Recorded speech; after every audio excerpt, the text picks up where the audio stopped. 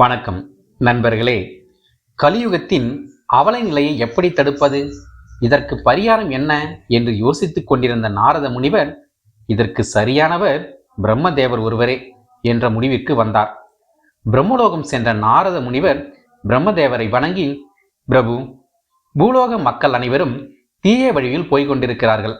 அதுதான் எனக்கு மிகப்பெரிய கவலையாக இருக்கின்றது என்று மிக தழுதழுத்த குரலில் கூறினார். ஆனால் பிரம்மதேவன் முகத்தில் எந்த சலனமும் இல்லை. நாரதரை பார்த்து, எல்லாம் விதிபடிதான் நடக்கும் என்பது உனக்கு தெரியாதா என்ன? தெரியும் பிரபு, ஆனால் நரகமே நிரம்பி வழியும் அளவிற்கு அல்லவா பூலோக மக்கள் தவறு செய்கின்றார்கள். மேலும் சொர்க்கத்திற்கு செல்ல வேண்டிய கடமைகளையும் செயல்களையும் அவர்கள் மறந்தே விட்டார்கள். நரகத்திற்கு செல்வதற்குரிய காரியங்களை மிகவும் மகிழ்ச்சியுடனும் போட்டி போட்டும் செய்கின்றார்கள். கலியுகத்தின் கொடுமையில் பூலோக மக்கள் சிக்கி தவிக்கப் போகிறார்கள். அதைத்தானே நீ சொல்ல வருகிறாய் என்றார் பிரம்மர்.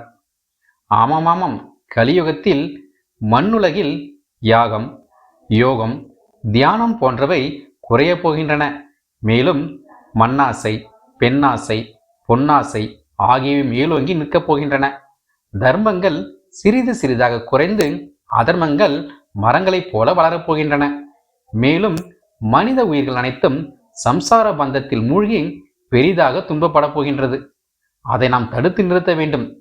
கலியுகத்தின் கொடுமையிலிருந்து அப்பாவி மக்களை காப்பாற்ற வேண்டும். அதற்கு தாங்கள்தான் ஏதாவது ஒரு பரிகாரம் சொல்ல வேண்டும்.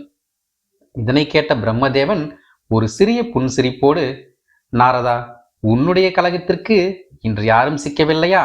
அதனால்தான் என்னை தேடி வந்திருக்கிறாயா என்றார். என்ன பிரபு, இப்படி சொல்லிவிட்டீர்கள்? பூலோக மக்கள் படப்போகும் துன்பங்களையும் கொடுமைகளையும் எண்ணி பதறிப்போய் உங்களின் பரிகாரத்திற்காக ஓடி வந்திருக்கிறேன். ஆனால் அதை புரிந்து கொள்ளாமல் நீங்கள் என்னை கேலி செய்கிறீர்கள் என்றார். நாரதா, நான் ஏன் உன்னை கேலி செய்யப் போகிறேன்? உண்மையைத்தான் கூறுகின்றேன்.